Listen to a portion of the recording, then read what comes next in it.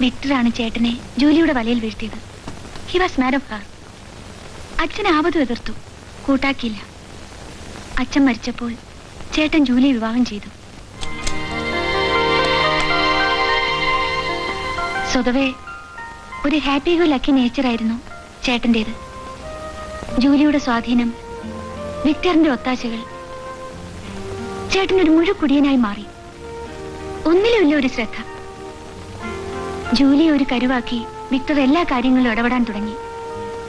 Company കാര്യങ്ങൾ ആകെ കുഴഞ്ഞു. ഞാൻ ഇപ്പോഴും ഓർക്കുന്നു ബാലുവിന്റെ അച്ഛൻ സുബ്രഹ്മണ്യ അയ്യർ ചേട്ടനെ കാണാൻ വന്നത്.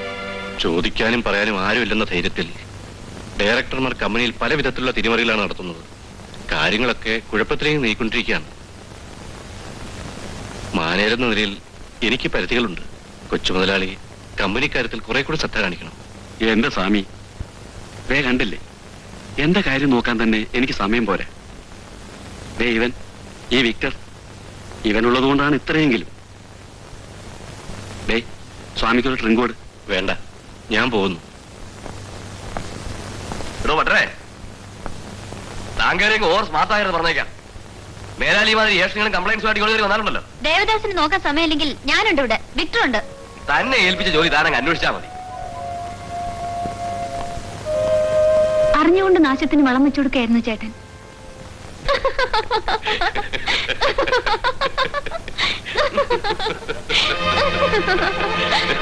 ചേട്ടത്തിയമ്മേ, എന്താ ഇത്? വിക്ടറിന് എന്താ ഇവിടെ കാര്യം? അത് ഞാൻ തീരുമാനിച്ചോളാം. തീരുമാനിക്കേണ്ടത് ചേട്ടത്തിയമ്മ തന്നെയാണ്. പക്ഷെ ഇത് നിങ്ങൾ എന്റെ ചേട്ടന്റെ ഭാര്യയാണ്. പല തവണയായി ഞാനിത് കാണുന്നു. ഇയാൾക്കിവിടെ ഈ സ്വാതന്ത്ര്യം ഇത് സമ്മതിക്കാൻ പറ്റില്ല. സമ്മതിക്കാനും സമ്മതിക്കാതിരിക്കാനും who the bloody hell are you?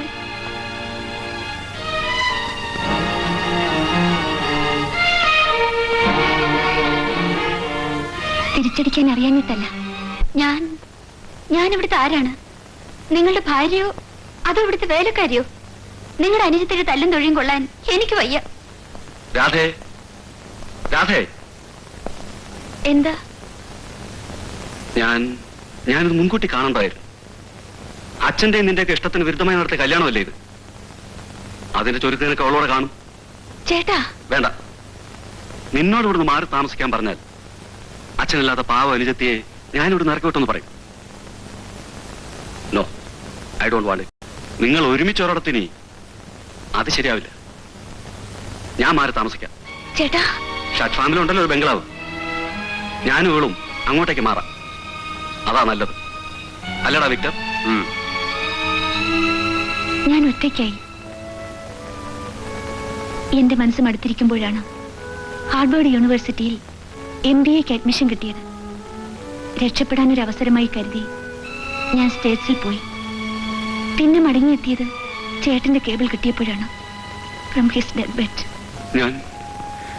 ഞാനവരെ വിശ്വസിച്ചതും സ്നേഹിച്ചതും എല്ലാം തെറ്റായിപ്പോയി. എന്റെ സ്വത്തും പണവും മാത്രമല്ല അവരെന്നിൽ നിന്ന് തട്ടിയെടുത്തത്.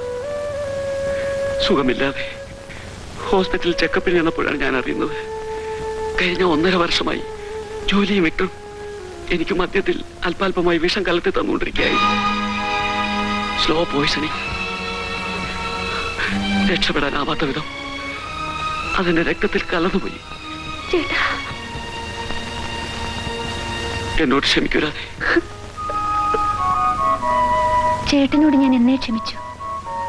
പക്ഷേ എന്റെ ചേട്ടനെ കൊന്നവരോട്, എന്റെ സ്വത്തുക്കൾ തട്ടിയെടുത്തവരോട്, എന്റെ കമ്പനി നശിപ്പിക്കാൻ കൂട്ടുനിന്നവരോട്, അവരോട് ക്ഷമിക്കാൻ എനിക്കാവില്ല.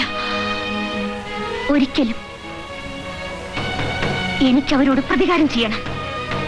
ബാലുവിന് പക വീട്ടാനുള്ളതും അവരോട് തന്നെയാണ്.